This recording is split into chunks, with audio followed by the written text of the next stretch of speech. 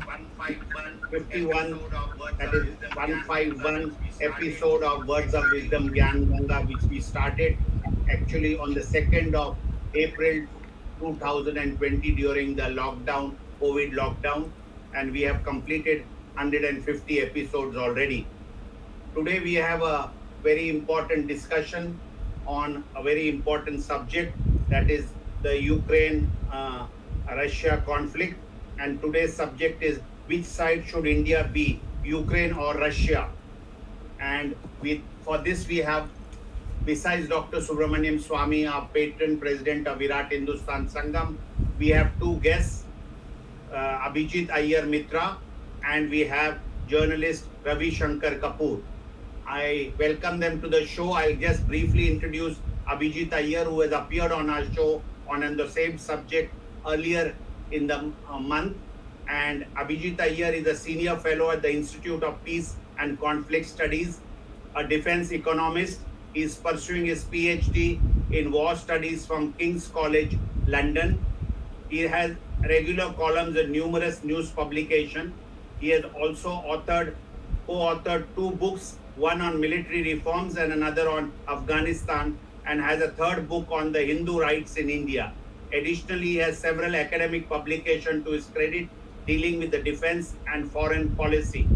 Prior to his current post, he coordinated the National Security Program at the Observer Research Foundation, and he has been a visiting scholar institutes in the US. Jagdish, we have to hang on. There is some problem. It's not going. Something's not working. Sorry about it. Not live yet. No, it's not live yet. Hang on. There's some problem here. Oh, Facebook. Okay, they just. I'm just going to remove Facebook. Okay, they just because that's what is not allowing me. Yeah, go live. It says it's not working. I don't know why. Yeah, go live. Tejas, It's not working. I don't know Where are why. Tejas, is it working? Where are you? Sorry, Jagdish, you just hang on. He's There's gone. Something wrong here. Sorry, Jagdish, just hang on. There's something wrong here. I'm just going to make it 10:35 so that it'll work now. I'm just going to make it 10:35 so that it'll work now. Okay, Jagdish, 1 minute. Okay, we have 1 minute. Okay, Jagdish, 1 minute. Okay, we have 1 minute. Sorry No about So we it. can go live. Okay. Yeah, it's, Sorry it about by it. 4 minutes, but not a problem. Yeah. I didn't realize I hit go live, but it didn't go live or something. I didn't realize I hit go live, but it didn't go live, or something went wrong. I don't know what happened to Tejas. I'm just going to go live. I'm just going to go live. No, wait, 31, 30 I'm seconds. going. No, wait, 31, 30 seconds. No, it's not 29. allowing me to go live even now. It should be. Facebook. Rameshji, we were already live. I was. Whoa! No, you look at the page. It says not live. No, YouTube. I was seeing the video.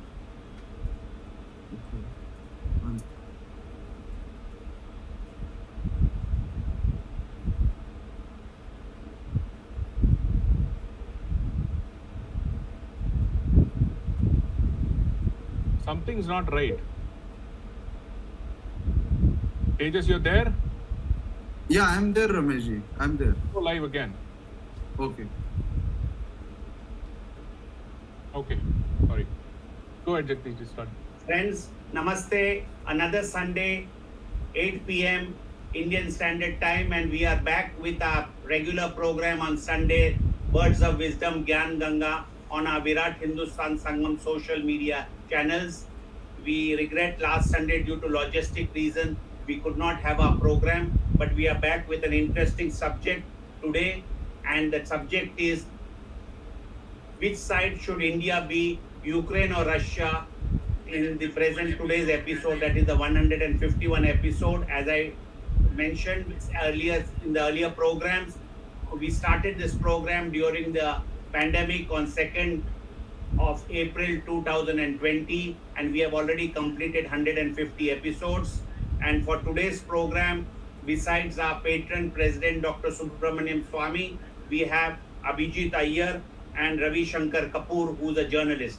Abhijit Iyer is a senior fellow at the Institute of Peace and Conflict Studies, a defense economist. He is pursuing his PhD in war studies from the King's College, London. He has regular columns in numerous news publications. He is also co-authored 2 books, one on military reforms and another on Afghanistan. And he has a 3rd book on the Hindu rights in India.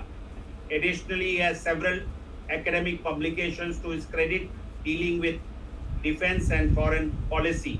Prior to his current post, he coordinated the National Security Program at the Observer Research Foundation. Currently, he is a visiting scholar in Sandia National Laboratories and at the Stimson Center, Washington, D.C. We welcome him to our show, and he has discussed in a previous 2 or 3 weeks ago, he has been on our show discussing the same subject, and there was a lot of interest shown on the subject. That's why this is in the series of a 3rd program on the same subject. Our other guest today is Ravi Shanker Kapoor. He is a Delhi-based journalist and author. He is the editor of www.thehindochronicle.com. I repeat, The Hindu Chronicle. Having spent over 3 decades in the profession, he has worked with several prominent publications like the Financial Express and the Asian Age. In March 2020, he founded another very interesting website online, www.indianarrative.com, a news portal focused on defense and security. We welcome him to our show for this interesting discussion, which side should India be, Ukraine or Russia? I have to thank our viewers for their support for the previous program, which we had on the 13th of March 2022, and that was on the implication of the 5 state assembly election results on the future Lok Sabha elections of 2024. And the viewership has been more than 93,619 viewers till now. And you can always watch our past programs on YouTube on the VIRAT Hindustan Sangham channel. I have to thank my co-host, Professor Arvind Chaturvedi from Delhi, and Ramesh Swamy for every week hosting the program with me on our VIRAT Hindustan Sangham channel. I have to thank our other technical team members who are behind the scene, that is Ashish Shetty, Tejas Navalgul, Swaminathan, Ishwar Iyer, Gadgi Rakesh, Ajesh Nair and Vishal Mehta for their support to put this program together every Sunday at 8 p.m. So with these words, it's over to Dr. Swamy to hear from him on which side are we, Ukraine or Russia? Which side should we be, Ukraine or Russia? With this, I request Dr. Swamy to initiate this discussion, and then we will hear from Abhijit and journalist Ravi Kapoor. Thank you. Okay, thanks, Jagdish. We are starting late, so I'll try to be as brief as possible. I frankly would like to hear these 2 experts. My stand is very clear. I've written already two op-eds in the Hindu newspaper. I am totally on the side of Ukraine in the sense that it's a democratic country with a membership in the United Nations, and it was violated by another country, Russia, which is supposed to be a veto-holding UN Security Council member. And the Russians used all their weaponry to try and subdue them. And the Ukrainians are fighting very valiantly. A few things I would like to say, that we have been sort of abstaining in the vote, but we have been seen the world over as supporting the Russians, whatever the reason and all that is given. But there are a few things that I would like to clarify and then hand it over to the experts here, the 2 experts here to say. First thing is that it has been widely said that these Ukrainians have never supported India, and it's only the Russians who have been supporting us throughout. And we shouldn't let the Russians down now. Whatever crime they commit doesn't matter, like violating the sovereignty of another country. But because they have been supporting us, we should do that. Now, there are some problems with this. Russia is a new country, and that was created in 1992 after the Soviet Union broke up. Ukraine was part of Soviet Union, and what is today called Russia was also part of Soviet Union. So, what is it that after 1992 that we needed the Russians for? I don't see any of that. And furthermore, I don't want to go into the details about how the Russians have behaved on the question of Chinese troops coming into India. In fact, they misled us on April 20th when they said that the Chinese have only come for routine military exercises. In fact, they had actually come to capture Depsang. And so, therefore, and they captured Depsang. Therefore, I think we need a clear understanding that today's Russia has got nothing to do with the Soviet Union. Number two, as far as Ukraine is concerned, I asked the External Affairs Ministry for a note, and they gave me a year-old or 2-year-old note, which I have here. And in that, I'll read out just a sentence to show how false it is to say that the Ukrainians have been opposing us all through. India has an extensive bilateral relationship with Ukraine, spanning all spheres of cooperation. India was one of the first countries to recognize Ukraine. Government of India recognized the Republic of Ukraine as a sovereign country in December 1991 and established relations in 1992. And then it goes on and various exchanges and all in this 5-page note. So I have not seen anywhere the Ukrainians being hostile to India and that being used as an excuse. Perhaps the Russian lobby is very active in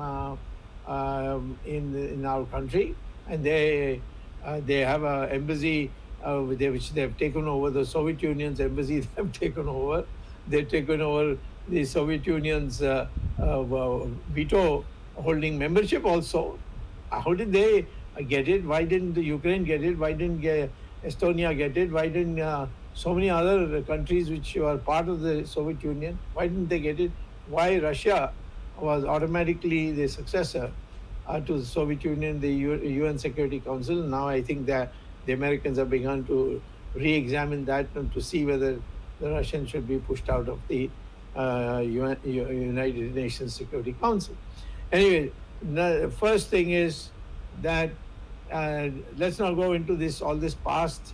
Let's go by merit. And the merit is that a peaceful democratic country called Ukraine was invaded by the Russians with all their military armory, except nuclear weapons. They went in. They have not succeeded. They were originally told it will take only 2 days, but now we find even after 33 days, they're or 28 days, whatever, they are still nowhere. In fact, on some areas, they are now retreating. So this valiant Ukrainian display of patriotism and force is something that we must admire and support. There are usually other things which I don't want to go into, that Ukraine was a Nazi country. the present president of Ukraine, he is a Jew, and his father was suffered heavily at the hands of the German army when they came and took over Ukraine. And in fact, if there was any sympathy originally in Ukraine for the Nazis, it was because the Soviet Union had occupied Ukraine, and there was enormous brutality that had been done, and so they thought they'll get some relief with now the change in people occupying their country, but it wasn't so. It's like we expecting that the British would be better than the Mughals, and it turned out the British were more sophisticated than the Mughals, but they were not any better. Now, in our country, the Soviet lobby is extensive, and that has now literally been taken over by Russia. Putin and Sonia Gandhi have very long relationship. Both of them have connections with KGB, which is all documented. You can read Yevgena Albert's book on the state within the state, where this all has been brought out. Putin personally escorted Sonia Gandhi in 2005 to Vladimir, where Sonia Gandhi's father, who was a soldier in the Hitler's army, had been taken prisoner, and because he was supplicant to the Soviets, so he was let off early. So she went to he took her to show where the jail was, where her father stayed. I mean, that was the extent of it. And then whenever Putin has come to India, he has made a call on Sonia Gandhi. So there is a kind of a continuing nexus which we have to now unravel, because the enormous propaganda that is being done against Ukraine, we don't think that an independent country like India should be subject to that.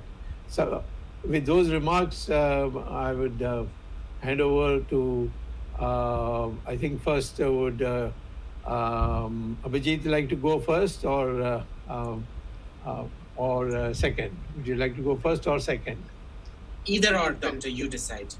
All right, then I will start with our newcomer here, Ravi Kapoor, and ask him to express his opinion whether India should align with Ukraine or should align with Russia in the present conflict that is taking place.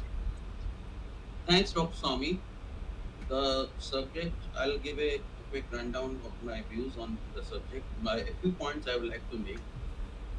First, the way it is worded, today's subject, which side should India be, Ukraine or in Russia? It's very appropriate for the simple reason that it rules out the non-alignment, which the policy we have been following since Jawaharlal Nehru formulated it. And it's very unfortunate we do it even today, though today it goes by the name of strategic autonomy. Nobody knows what does it mean, but it's called strategic autonomy. So that's the first thing. The second thing, related to this is that non-alignment is bad. It is simply bad. It's what should I say? It's cognate is socialism, communism, and it was meant to promote socialism and communism in India, all over the world. And we should always remember that socialism and communism are violent ideologies which killed over 100 million people in the last century. So this is bad. Now, coming to the third point, we cannot be non-aligned when evil marches. This is what happened in Europe when Hitler militarized Rhineland in the mid-30s, like 1936. Then he went after smaller states. Austria he annexed, Sudetenland, that Czechoslovakia, and he was allowed to march on, and he went on doing that. The result was the Second World War, millions dying, death, devastation, which the world had never seen before. So Putin is 21st century Hitler with a nuclear arsenal. So we should recognize that. My next point is that he's evil because this irredentism he is promoting. This is very bad. I mean, today it is that Donbass region, Crimea, he has already annexed. So he would go on Poland, and these claims can always be made, and he will make the claims that he has been making. As for Russia doing us, I mean, there is, as Dr. Sawmy, you pointed out that we have this thing, कि हमारा क्या होगा, we take a lot of arms from them, what would happen? Now, first of all, Russia does no favor to us. It's basically it hardly has anything. It's primary goods exporter and arms exporter. So we are their largest arms buyer, and we may suffer a little, but Russia would suffer more. So that when Babri Masjid fell, everybody said that what would happen? The Arabs won't sell us oil to us. That never happened. We never had problems on that count. Money is money. And today Europe is saying all those things about they're still buying oil from Russia. My well, one second. There's another point I wanted to make. Uh, Again about this China thing. Now Russia, Soviet Union, as you rightly pointed out, it helped us sometime at one point of time, but that was Soviet Union and not Russia. And Russia is an ally of China. If there's a problem, we have a problem with China, Russia will definitely help China, or it will never help us. And if we get cozy with them, the West won't help us either. So we would get standard. And you see, it was not always that the Soviet Union also helped us. In 1968, it supplied arms to China, to Pakistan, which Mrs. Gandhi pointed out in her independence speech. In 1968, she said something to the effect, I can read out, but that's beside the point. I mean, anybody can see that. And another point, now this thing that the reasons he has offered are all bogus reasons. There's Nazification. I mean, it's a Nazi country. As you said, he's a president is Jew. Not only that, I mean, maybe he's an accidental Jew or whatever, but a country which elects a president, a Jew president, which other country other than Israel has a Jew president? I don't think there has been any major country which has a head of state or head of government who is Jew. I don't think America, not Disraeli had a Jewish background, but he was. There has been no Jewish prime minister in UK, certainly not in Germany, and no other country. So a country which elects a Jew prime minister president, and it's not a Jew majority country, by the way. They are a minority as they are anywhere else in the world except in Israel. So calling that a Nazi, I mean, this is ridiculous. It's beyond ridiculous. It's patently false. Now, another thing I wanted to point out was that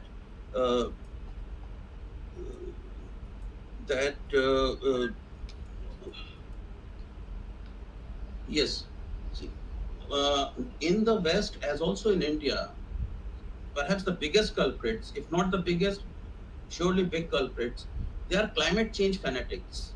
The people who are against fossil fuels, who always keep talking about climate change, they want America, Europe, and all these countries to stop producing oil, but not Saudi Arabia, not Russia, not Venezuela.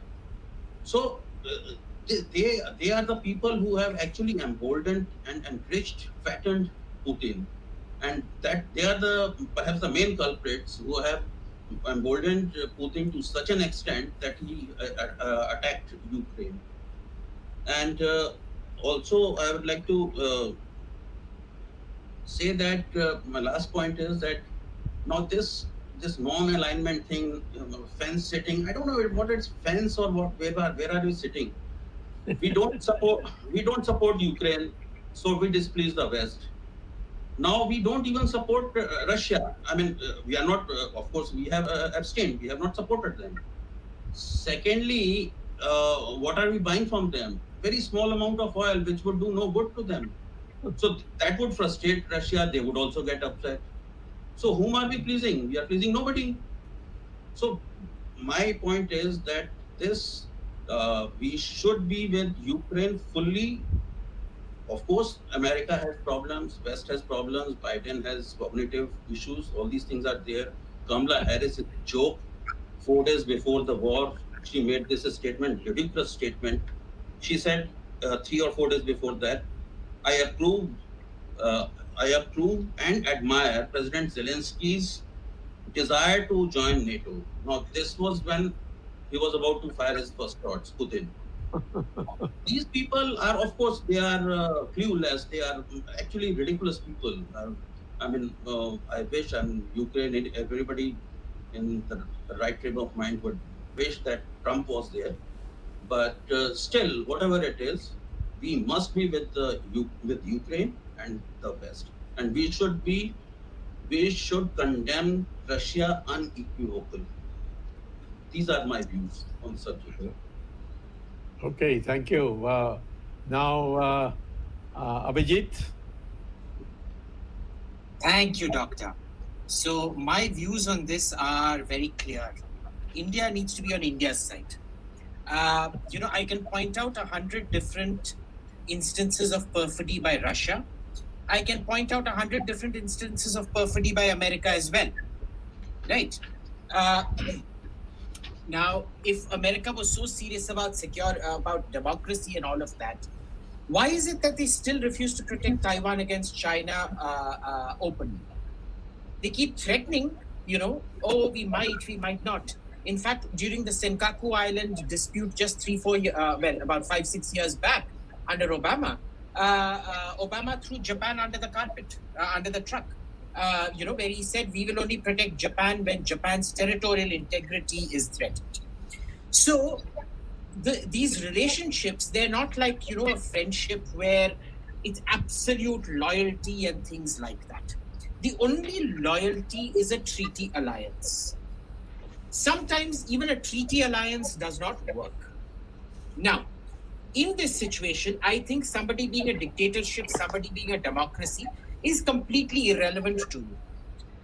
My thing is, where does my interest lie? If I support Ukraine today, what am I getting out of it?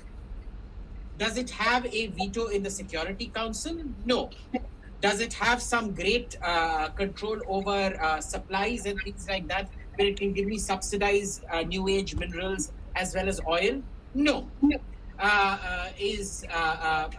Russia, does it have a veto on demand? Yes, it does. Can Russia supply us with lots of critical minerals? Yes, it can. So I'm quite happy to shed crocodile tears. And I have to tell you, I never shed real tears. All my tears are crocodile tears. And I'm quite happy to shed these crocodile tears for Ukraine. But personally, I have zero sympathy either for Ukraine or for Russia, for that matter. Just getting back to, how this perfidy blows and things like that. Absolutely true. Ukraine is also a successor state of the USSR, and therefore all the many favors. I personally don't believe in international relations. These old favors rendered actually count for much, especially when you have a successor state. But when we're talking about arms supplies, let's not forget that America was still about 10-12 years back supplying Pakistan with F-16s. Let's not forget that till about 15 years or so back, Ukraine was supplying Pakistan with T-80 tanks. Let's not forget that till about 7 years back, in fact, since the last 8-9 years, the Ukrainians have refused to supply us ship engines for our warships. All right, they have refused. Now, going to the UN Security Council statements, this is after Ukraine became independent. I want to read out two statements. There are too many statements to read out where Ukraine has made extremely negative comments about India, but I'm going to make just two particularly. One is with regards to the nuclear tests. Both are with regards to the nuclear tests. And remember, the only reason that resolution was watered down, which wanted full-blown sanctions on India and things like that in 1998, was because of two people threatening a veto. Russia and France. Not the USSR, but Russia and France. Again, we don't owe the Russians anything for it. At the same time, when a country is pathologically against you, you can't just give it a free pass either. Let me read out what Volodymyr Yelchenko said. His country found inadmissible any actions that could aggravate tensions in the South Asian region, I'm reading out from the UN site, and possibly cause a major conflict. In this connection, Ukraine welcomed the declared readiness of India and Pakistan's leadership for negotiating the disputable issues, and it was ready to support the process. Any other course of action or attempts to preserve the status quo should be deemed unacceptable. Should that scenario take place, Ukraine would seek consultations with the nuclear powers, which provided the relevant security for a new reading of the assurances in view of developments. And India should put aside its nuclear ambitions and not allow any further aggravation of the situation in the region. Contrast this with the Russian statement, which just said, we are disappointed. The second conference that happened immediately after this, which was the formal vote on it, again, Ukraine's representative, hostile statement. Again, I will contrast it with what the Lavrov at that time was the UN Security Council representative. But anyway, Mykola Maimescu, reading a statement from Ukraine's foreign ministry, said Ukraine, which had voluntarily eliminated the third largest nuclear arsenal in the world and committed itself not to carry out nuclear testing, condemned the step taken by India, endangered existing international arrangements for nuclear non-proliferation. I can read out 10, 15, 20 different statements where the independent state of Ukraine has gone against India. So personally, in public, I'm happy to shed crocodile tears, but if the Russians want to bomb Ukraine flat, they're most welcome to do so. मेरा भैंस का कुछ नहीं हुआ है, मेरा भैंस पानी में नहीं गया है. If Russia wants to destroy itself with all the sanctions, more than welcome. Please go ahead and destroy yourself, because it provides me, it makes you more desperate and provides me with more opportunities to buy cut price oil. They've already offered us oil at cut price discounts. They're apparently offering us all kinds of other minerals, nickel, zinc, and all of that at cut price discounts. And I welcome it. Now, part two. You know, when I think I dealt with the Nazi denazification process before, showing you what a puppet he was. In fact, since then, his Nazism has gone even further, Zelensky's Nazism. He has banned all the opposition parties, all the 11 opposition parties representing the Russian minorities. Nazism starts with the disenfranchisement of your minority voices. So Zelensky may be a Jew. That's perfectly fine. The Judenrat in the concentration camps were Jews. But the Judenrat were the ones selecting who will go into the gas chamber and who will not. So it really doesn't. So being a Jew doesn't give you a free pass on an open. Just this morning, we have seen 60 Russian soldiers being captured by the Azov battalion, shot through their knees, being kneecapped. The only videos we have seen of war crimes happen today have been under Zelensky by Ukrainian troops against Russians. So I am not the one to moralize. Tomorrow, if my ally is a friend and does all kinds of hanky-panky, I am quite happy to turn a blind eye to them. The problem here is we are in a situation where our primary security interest has always been to make Russia and China fight. We cannot allow a bloc of Russia and China to develop. Nehru was very clumsy the way he went about it. I personally don't think this government has the skill to develop that particular thing, though ultimately we did succeed in the 60s, more for their reasons than our own reasons. But this is something that right now we desperately need to exacerbate. In fact, what America and NATO have done is they have crucially damaged Indian security. By pushing Russia irretrievably into China's hands, America has calculably, verifiably damaged Indian security. Now, as much as I love free markets and things like that, the biggest harm to free markets that have been done right now have been by NATO and America in basically seizing and eliminating global public goods that we were told we're going to hold permanently. Irrespective, it would not be cancelled for anybody. Things like SWIFT, things like sovereign reserves. And then, we being the aggrieved party, we already have to pay a very heavy price for all kinds of imports right now, not to mention fertilizer imports, especially because of phosphate and nitrates mainly come from Russia and Belarus. We have to pick up the tab, and we have to then genuflect and make their foreign policy priorities our foreign policy priorities. What is Ukraine's relevance to the Indian national interest? Zero. अगर Ukraine जिंदा रहे या Ukraine मरे, मेरा कुछ नहीं जाता है. So, And Dr. Swamy, I grew up you know very well, my mother was a Stalinist Maoist who indoctrinated me into the Stalinist Maoist faith. And it was you that, it was your prescient wisdom that got both my mother out of her Stalinist indoctrination and her Maoist indoctrination. And you also set me free and onto the path of capitalism and free markets. And you were, of course, the one who taught me that, our interests are supreme. Now, when we are dealing with two thieves,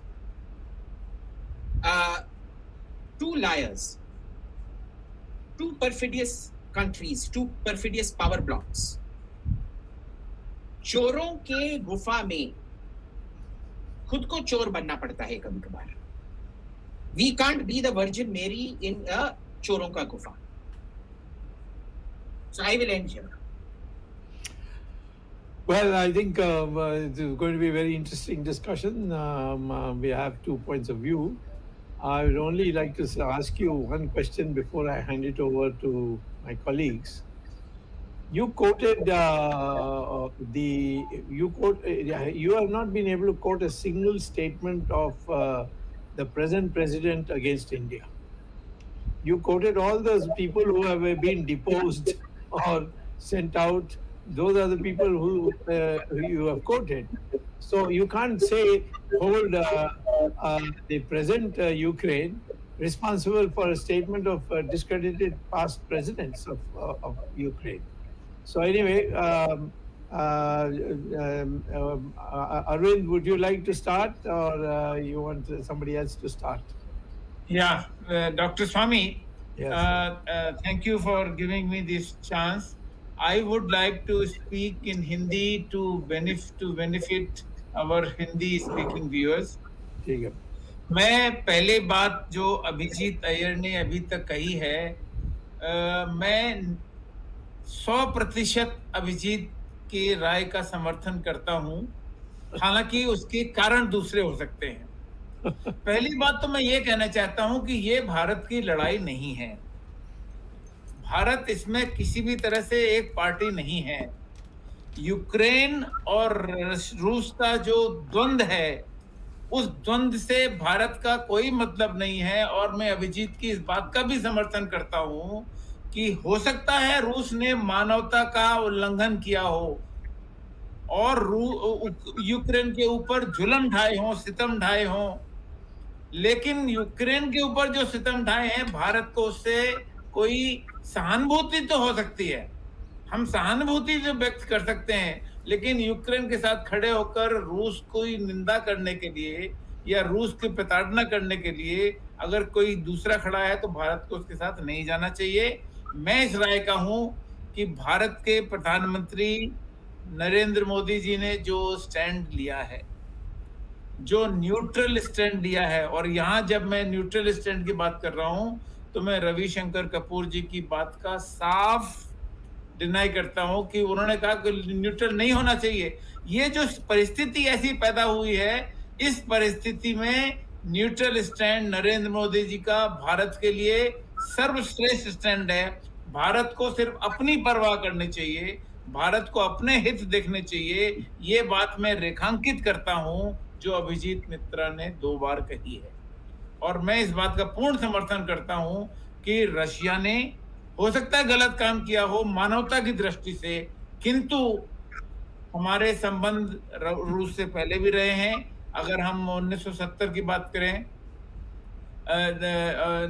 Nehru टीटो की बात करें, जो रविशंकर कपूर जी ने start किया, NAM के बारे में, non aligned movement के बारे में, गुट निरपेक्ष के बारे में, हम भले ही गुट निरपेक्ष का नाम न लें, लेकिन हमारा स्टैंड वही होना चाहिए जो गुट निरपेक्ष है कि रूस लड़ाई बंद करे.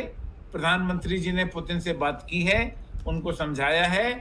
यूक्रेन के साथ हमारी पूरी सहानुभूति है और हम चाहते हैं कि युद्ध बंद हो, लेकिन हम यूक्रेन के साथ खड़े होने में हमें कोई लाभ नहीं है इस समय. इसलिए जब ये प्रश्न आता है कि भारत को किसके साथ खड़ा होना चाहिए, तो भारत का जो स्टैंड है वो बिल्कुल सही स्टैंड है. नरेंद्र मोदी जी ने बिल्कुल सही कदम उठाया है.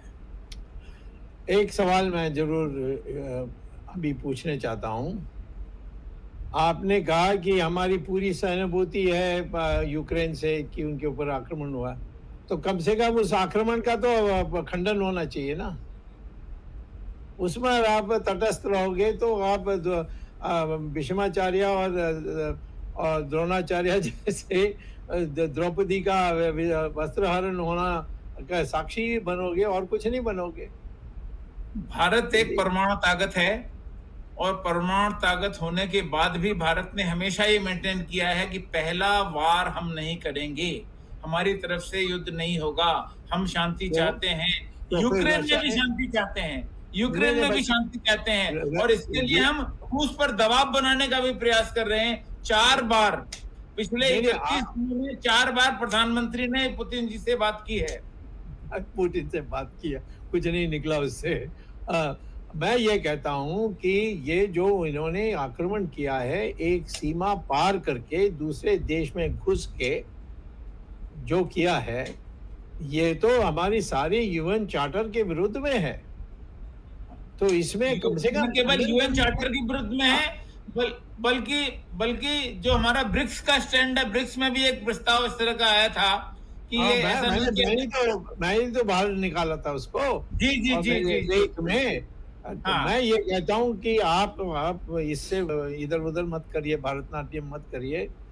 साफ है कि उन्होंने रूस ने सीमा पार करके दूसरे देश में घुसकर उन्होंने जो भी किया है, कितना भी उनके पास न्याय था, ये वो उसमें नहीं जा रहा हूं। जो आक्रमण किया है उसका खंडन भारत करनी चाहिए। जब ब्रिक्स में हमारे दिल्ली में जब ब्रिक्स की मीटिंग हुई, वहां प्रस्ताव पास किया था कि कोई आर्म्ड एक्शन होना नहीं चाहिए अपने राइट्स के लिए। तो ये इतना मैं कह रहा हूं आपसे कि आपकी बारी, और जो अन्य विषय हैं उस पर मेरा कुछ कहना नहीं है। बाकी लोग टिप्पणी करेंगे और आखिर में हो सकता है मैं कुछ कहूँगा, बट आज इससे आपसे इतना ही निवेदन करता हूं कि आप अपनी मानवता दिखानी है तो फिर जो आक्रमण हुआ है जिसमें कई लोग मरे हैं, उनके उसमें आपको इसको निंदा करनी चाहिए और खंडन करनी चाहिए। Okay. Can I quickly answer that question? No, you come in last. You'll get a chance last. No, my question. Okay, Ravi Kapoor ji, boliye. Ravi Kapoor also will speak last. I mean, first you people finish. Which I have been saying, and all our speakers, some of our speakers are trying to divert. We have an United Nations. We have what a BRIC statement, what was published, India and Russia issuing that statement, no country can be cross over the border and attack another country. So all this diplomacy, United Nations, all these various groups or BRICS or various other things, that is all a farce. So when it comes to international politics, either you have to look at only your self-interest, or do we follow some norms? A country is invaded and we say it's in our interest, that interest, they have done this, they have done that. Tomorrow then what we expect? When China has come into crossed our LAC, while they were denying it earlier, koi aaya nahi, koi gaya nahi. Now when the foreign minister of China has come and Shankar, our foreign minister, is making some noise, so that it will be the same condition all over the world. So I want to know from Abhijit and Arvind that you say we should have been neutral or whatever words you are using, but we are not condemning it. We may have talked to them 5 times. What is the use when a country has been invaded by another country and we are just giving commentary and says we will be neutral? What is the use of that neutral business, and what is the United Nations doing? So basically, this is the point which I think at some stage our friends will have to respond. Sure, Ramesh, sure. you have anything? Yeah, Ramesh, yes. Ramesh. Yeah. Also, 1 minute. One more point. We always are talking in 1971 and that year and this year. I cannot understand was Ukraine not part of the Soviet Union? Exactly. So I want to know that when did Russia stand with us? It was the Soviet Union, if at all stood by us, it was the Soviet Union, and Ukraine was part of the Soviet Union. Was it not Ukraine having nuclear weapons that time and subsequently? Yes. So all the credit goes to Russia and discredit goes to Ukraine. So I want some clarity on this, because people are wondering, we are in a roundabout way, our national interest, our that interest, a country has been invaded by a neighboring country. Are we going to take a stand or not?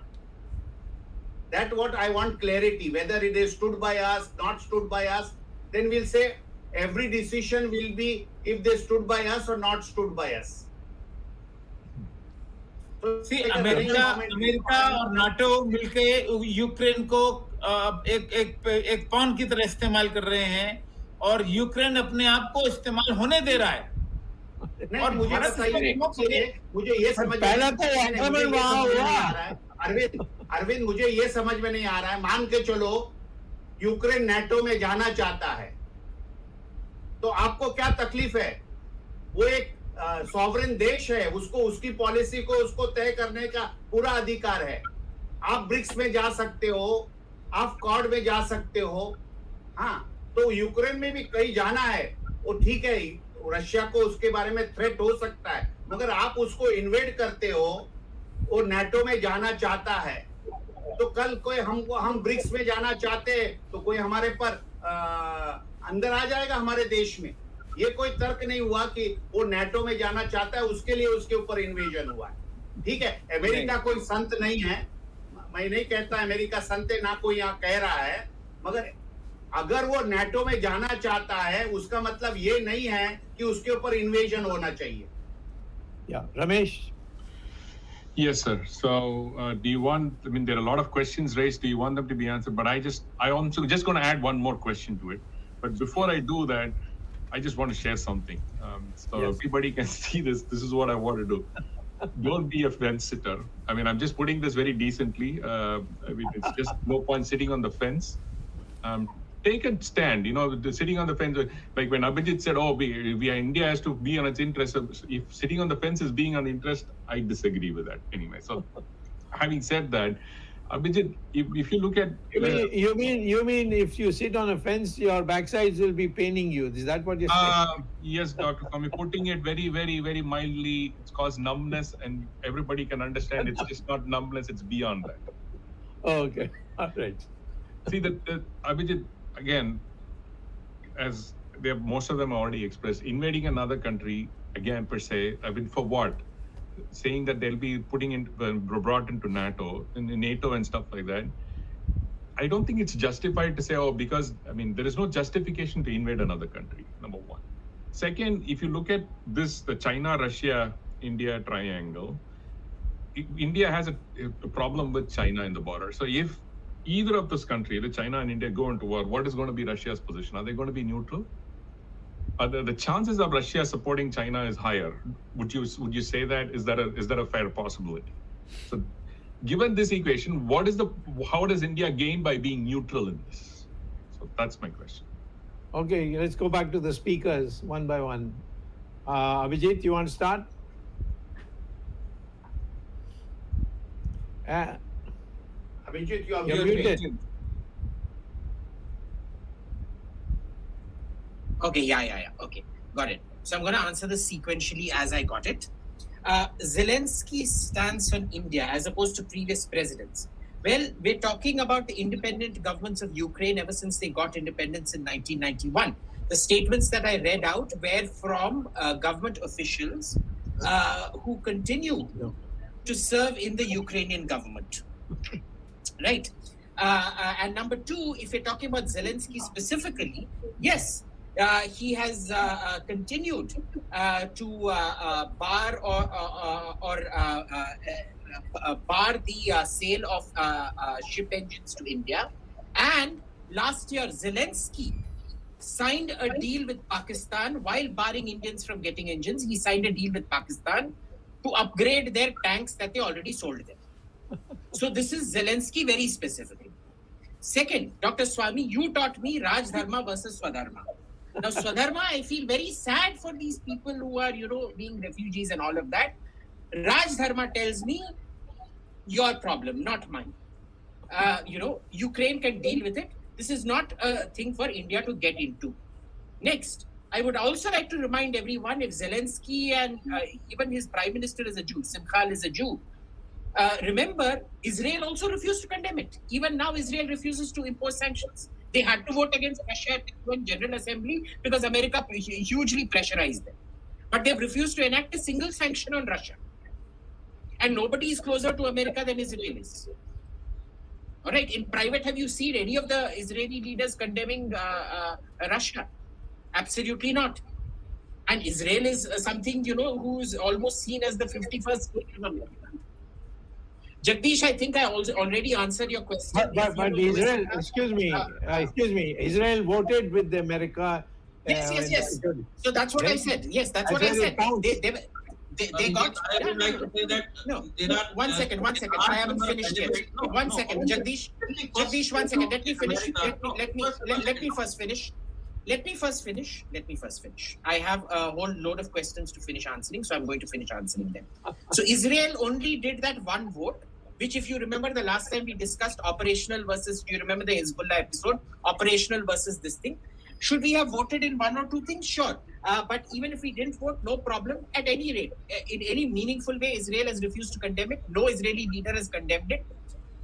Third, Jagdish, you asked me the USSR question, already answered, because like I told you, all the instances of betrayal that I quoted were of Ukraine, the Republic of Ukraine, not when Ukraine was part of the USSR. And second, you asked, is reciprocity the condition? Yes, absolutely, reciprocity is the condition. No. No, 1 second, let me finish, 1 second. Let me first finish answer all the questions. Tomorrow, if my mother goes and kills somebody, I will obviously be supporting her. But if the neighbor auntie goes and kills somebody, do you think I will ever support her? Absolutely not. So it is purely based on reciprocity. Diplomacy is always based on reciprocity. Okay.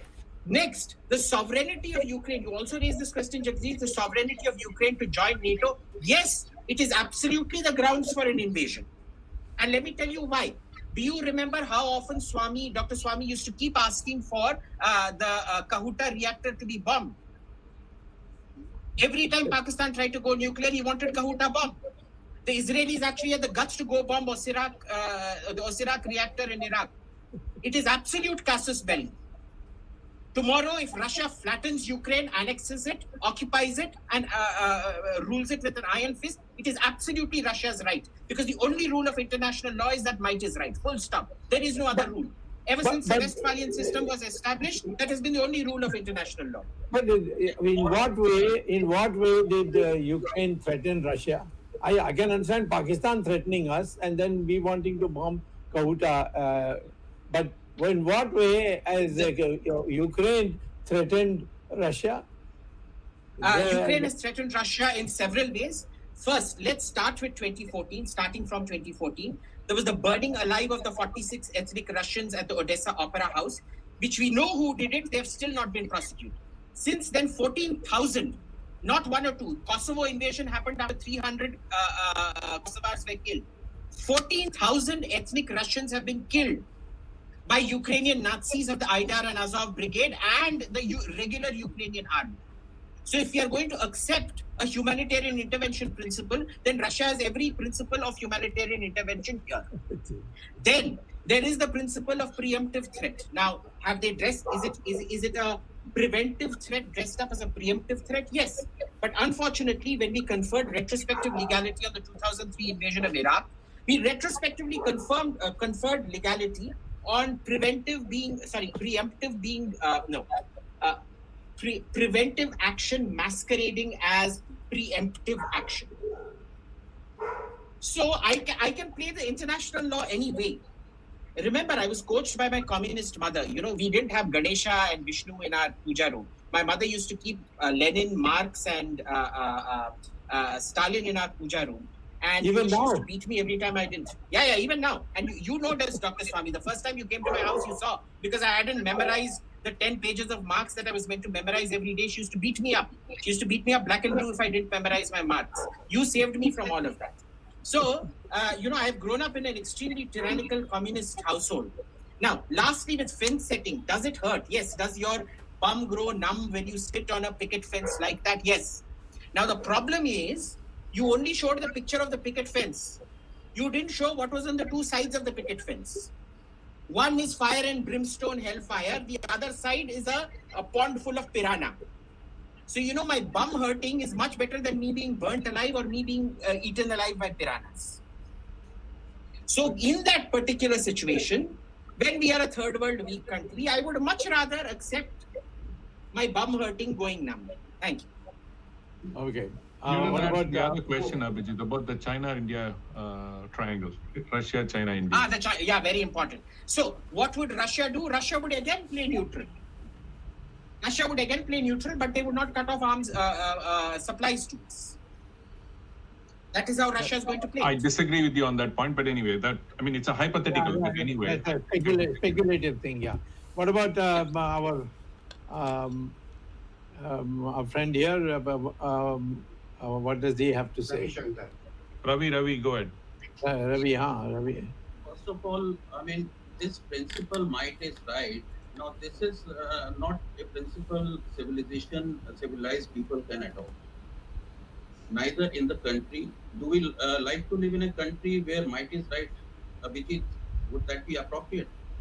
Is it okay if we live by the principle that might is right? Yes, it's called the state monopoly on violence.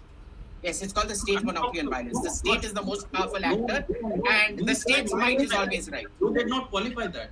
You said might is right. No. So if might is right, anybody doing anything to anybody else is fine.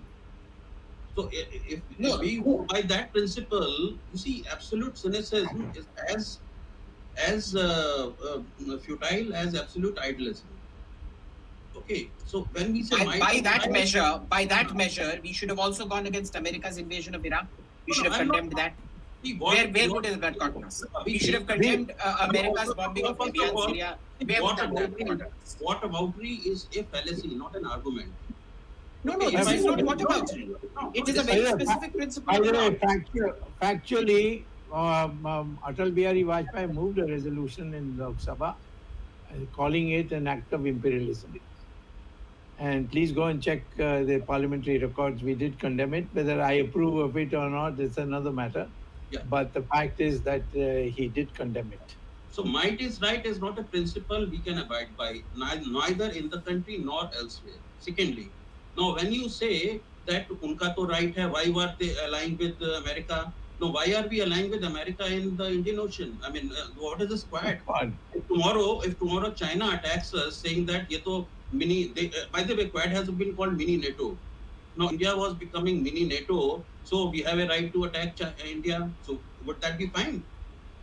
This is might is right is, a civilized world we can never, actually civilization, the march of civilization is predicated on the principle of justice. So we can never say that. And we can also never say that mar jaye, koi ho jaye Ukraine mein. This is not something very, we don't do credit to ourselves or our country by saying such things. That is one thing. Now, secondly, I would like to say that, as I mentioned, that perfidy by US, what about Vietnam, what about Iraq? No, if I killed somebody and I'm charged with murder, I can't say Dawood Ibrahim has killed hundreds of people. He has not been charged with murder. Why should I be charged? This is not an argument that can ever be made. And you mentioned that I will also like to say that Ukraine is not fighting just for their own country, Ukrainians. They are also fighting for us, for Taiwan. They are fighting for everybody who can be oppressed by tyrannical powers, by Russia, by people like Putin and Xi Jinping. These are tyrants. We should recognize that. The sooner we do that, the better. And you see, unko hota hai to mujhe kya? See, when first there is a very famous poem, you must have read that. First they came for the Jews, but I said nothing because I was not a Jew. So first they came for Ukrainians, then they would come for Poles. Then China, today it would be, tomorrow it would be Taiwan, the day after Philippines, the day after that India. So, and nobody would help us. So if we don't stand together, all of us fall separately, individually.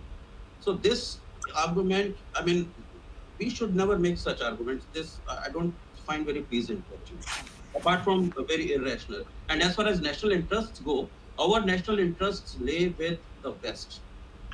Period. They are becoming our strategic partners. We are getting defense equipment from them. We get investment from them. We want to get investment from the West. Russia can do nothing. It is unreliable. It's an ally of China.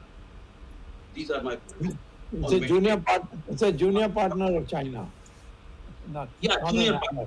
Oh, yeah. Abhijit, and Mr. Ravi Kapoor, if you are finished, then I have some things for Abhijit. Yes, I'm finished. Abhijit, you have said some of the reasons for why Russia invaded China. Russia invaded Ukraine. You said about some Russian origin people and that and this. You know what is the foreign media spreading about India? That we are ill-treating the Muslims. They are talking about CAA. They are talking about Kashmir. The way it has been portrayed that in India there is no democracy and we are ill-treating the minorities. The reasons which you gave me as far as Ukraine was concerned seem something like that. If tomorrow on this ground, one of our neighbors, or for that matter China, on some pretext, who has to invade us, do you think that we would like all this thing? No, you enacted CAA, you abolished the special status of Kashmir, where China did raise an objection. So all this ground seems very flimsy ground to invade another country. And another thing, you have forgotten to say, I was referring to you not about Ukraine alone, what statement or no statement. I was referring to the Soviet Union. The Soviet Union doesn't mean only Russia. The Soviet Union was a bigger country and Ukraine was also part of the Soviet Union. So why do you want to give credit all to Soviet Union to give it to Russia? There were nuclear heads in Ukraine also, no? So Soviet Union compromised of all these countries together. Perhaps Ukraine and Russia were one of the two major countries in the neighborhood. But it can't be that just because some Western countries or some interested countries are spreading that no, minorities are not safe in India or CAA is bad for the minorities. It has nothing to do with Indian minorities or about special status of J&K. So these cannot be any grounds for people to invade us. Okay, we've accumulated enough questions. Can I answer now?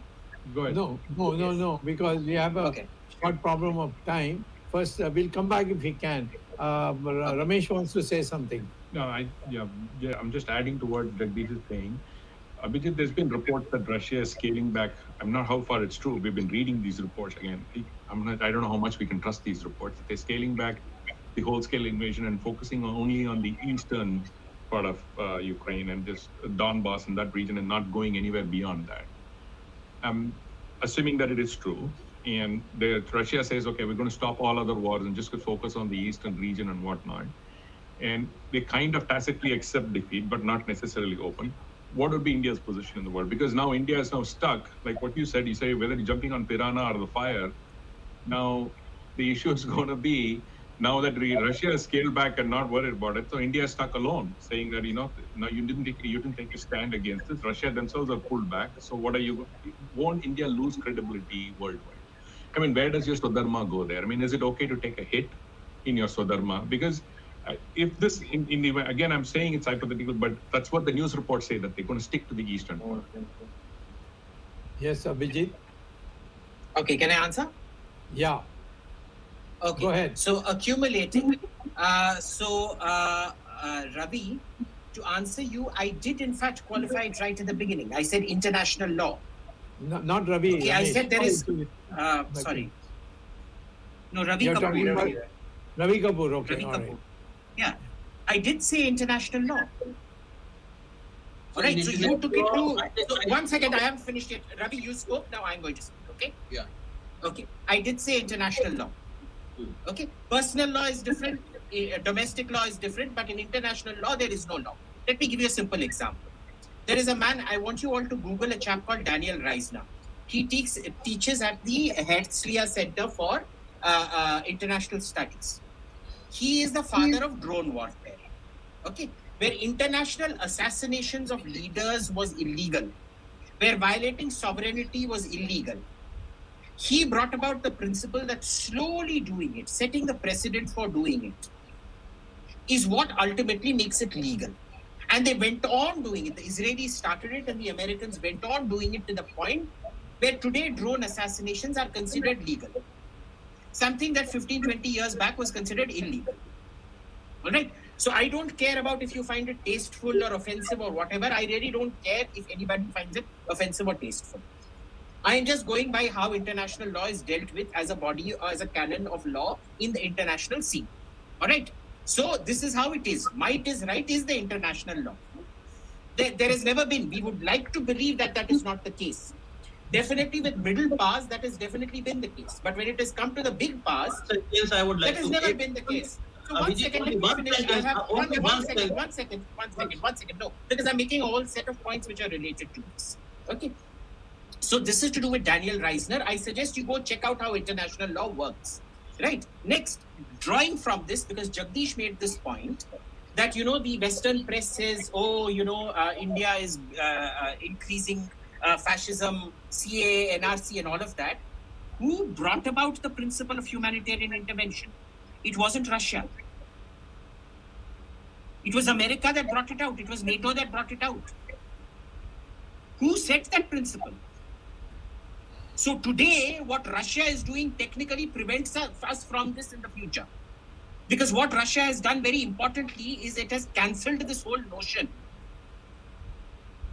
that the West is the only person that can go do these humanitarian interventions as and when they want. Right? Because now NATO is never going to do it again. NATO thought it could get away with every humanitarian intervention it did. Why? Because of increasing dictatorship, increasing fascism, increasing everything. Now it can no longer get away with it. But Ukraine is not NATO. Can I say a sentence? Ukraine is not NATO. That doesn't matter. Can I say a sentence? Sir, One sentence, finish. Abhijit, can I say one thing? अरे बाबा एक sentence बोलना है. No, you will finish. You said something. International law might is right. What I am saying, something very basic. There's a difference between is and ought, is and should. If something is wrong with a country or anywhere else in a system, any system, that doesn't, if something goes on, that doesn't mean it should always be like that. So if in international law might is right and we see it in many places, it doesn't mean that it should continue to be like that. So that is the only Fine. the difference So, between sir, okay. So you may choose to be Mother Teresa. You're welcome to do that. I choose to be a realist. I live in what it is. I don't believe in what should be. That's not I realism. have never had. No. That is realism. Unfortunately, that is exactly what realism is. That is exactly what realism is. Now Realism you can and work moralism towards not- you can work towards an end goal, but you live in the world that you're given. Right. So I would prefer to live in the world we're given and deal with You things have to as make they it are. better. If, Yeah. well, I feel no reason to make it better. If you want to, maybe go ahead. we'll have That is the main maybe reason we'll I have- will not win the Nobel Prize. maybe after 1 or 2 weeks we will have another session of the same thing, because this is the first time I think in India we are discussing this issue, Ukraine or Russia. Otherwise, so far it has all been Russia. Dr. Sawmy, and this is the only Just two platform quick- where we have our panelists come and disagree with each other and not being an echo chamber. Okay? And Yes. See, I only, Abhijit, let me tell you. Dr. Swamy taught me. Dr. Swamy is my guru. You know this. He taught me Purva Paksha. He saw that I was this poor, oppressed child who was being beaten by my Stalinist Maoist mother. You know, my mother was a member of the Maoist Stalinist Federation of India. And it was Dr. Sawmy that rescued me from this horrific Abhijit, they've already situation that I roasted was your in. mom multiple times in this program. Enough of roasting your mom. Yes, but I'm not roasting my mom. I'm expressing my gratitude towards Dr. Sawmy for expecting me. But he also said, if your mother goes and kills somebody, you support your mother. Obviously, I will. She's my mother. Okay. But that is not the logic. No, Sorry. Abhijit. One second. Just 2 quick points. Jagdish, I answered your question and I'm answering it for the 3rd time now. No. I you have never not answered mentioned the a question. single favor. No, 1 second. You asked me, why do you keep mentioning the USSR? I never mentioned the USSR. All the things I quoted were after Ukraine became an independent country and after Russia became an independent country. When did I ever quote the USSR in anything said? Okay. I never quoted the Abhijit, USSR. One minute. I am trying to tell you 2 things. Purva Paksha, you are doing it, but very skillfully, you are avoiding the main answer. You told me What answer? that, I'll tell you. You said the justification of Russia invading Ukraine was a lot of things, those killing of some Russian type of people in Ukraine. That was some of the grounds which you said Russia invaded Ukraine. I was trying to justify it, not that I subscribe to it.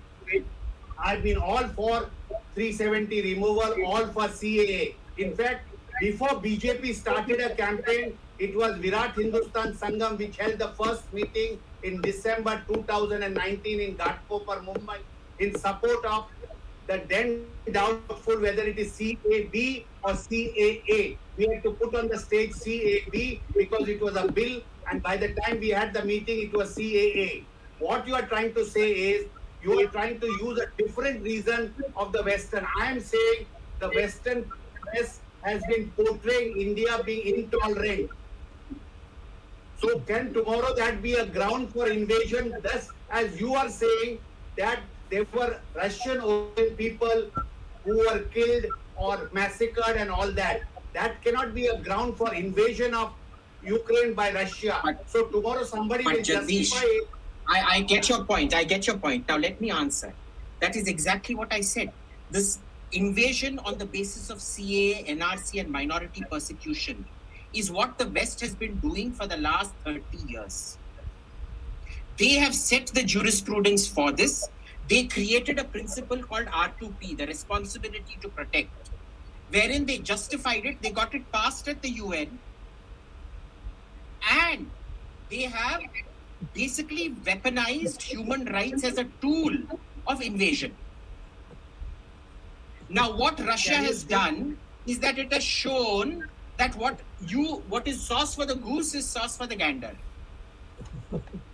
So the West is going to think 100 times, and notice this is the particular perfidy of the West.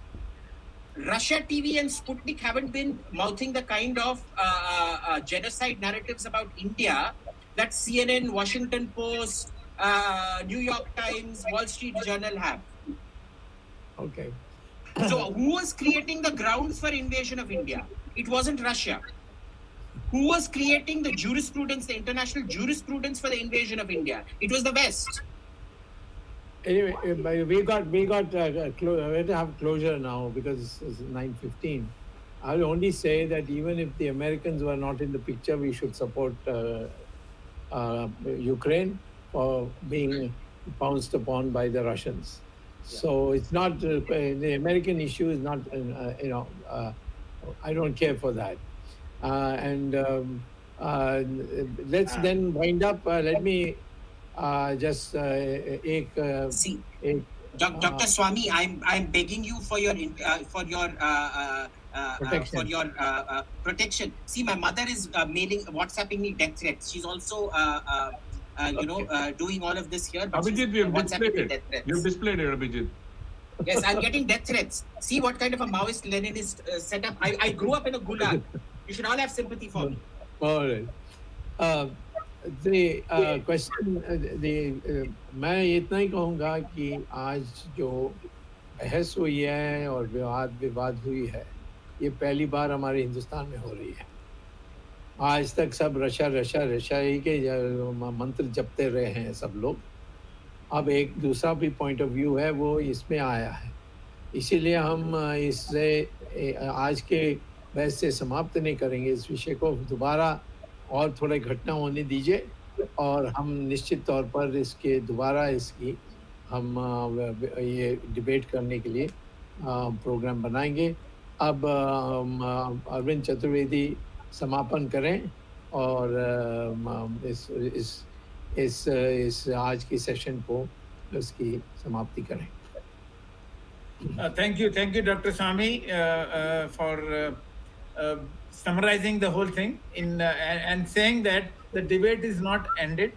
We will continue to discuss this and invite the different points of views like Abhijit and Ravi Shanker Kapoor, and in fact we have had Shri Iyer also earlier on this issue, and who had a different point of view. We have decided that we will keep our program limited to about 60 minutes. So today we have crossed that, and therefore the debate is not coming to an end, with only a promise that we will continue to have this debate. But one point I want to just make before I conclude: Russia also has the right to self-defense. NATO and USA were using Ukraine and other members. You see, the NATO membership has gone in last 20 years.